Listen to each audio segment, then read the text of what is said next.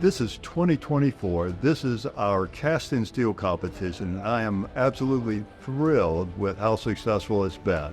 The cast and steel competition has grown every year, and it's just thrilling to see the young people get so excited.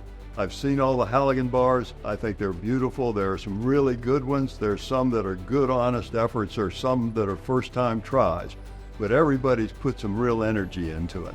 The thing I look forward to most in the cast and steel competition, especially the day of the competition, is to meet and actually introduce myself and learn about the teams and the individual students who are here. They're so excited about it, and they're really the future of our industry and of manufacturing. So I'm just thrilled that we have so many young people who are so thrilled to be involved in our competition and look forward to their leadership in the future. This competition is really an odd happenstance. We backed into it. I knew we needed more engineers in our industry, and we're small, medium-sized enterprises, so engineering students don't even know the companies I work with exist. They've never heard the name. So we worked with about 8 universities, thinking that if I challenged universities that had casting programs to make something that had always been made by a blacksmith, I might get student teams from those 8 universities to make it. And so the first year we challenged them to make a Viking axe, and I expected to get 5 Viking axes. I was shocked. We had 17 universities sign up. We ended up with 20 Viking axes. It was completely unexpected.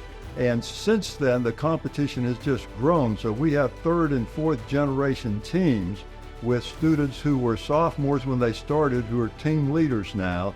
And we have 2 and 3 teams from some universities. So the competition has just grown every year. And every year I see more and more of the students who were in the competition at industry meetings who come up and tell me how enthusiastic they are about having joined our industry and how glad they are that we had the cast and steel competition. The primary goal of this competition is really to touch the hearts of young people who've never realized that going into manufacturing and into making castings or forgings could be a thrilling, worthwhile, purposeful, meaningful activity within a community of people who care about them. But it also is fundamentally an educational task where the students teach themselves the fundamentals of manufacturing, but my goal is for them to get the real joy of making something, which is a genuinely human activity. Oh, the future of this competition, I'm really hopeful that we can continue to expand it for more people, because we need 100 new people in our industry for every 1 engineer that's in cast and steel. And so we desperately need young people to come in to become the artisans who build the submarines, who make the tanks, who build the offshore wind platforms.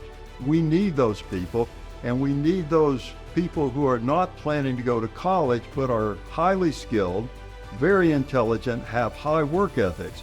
And so we need to do that. So my intent is to expand the competition into the community colleges and technical colleges, which is where ambitious young people who are not intending for a 4-year degree are going to learn the skills they need to really be an artisan.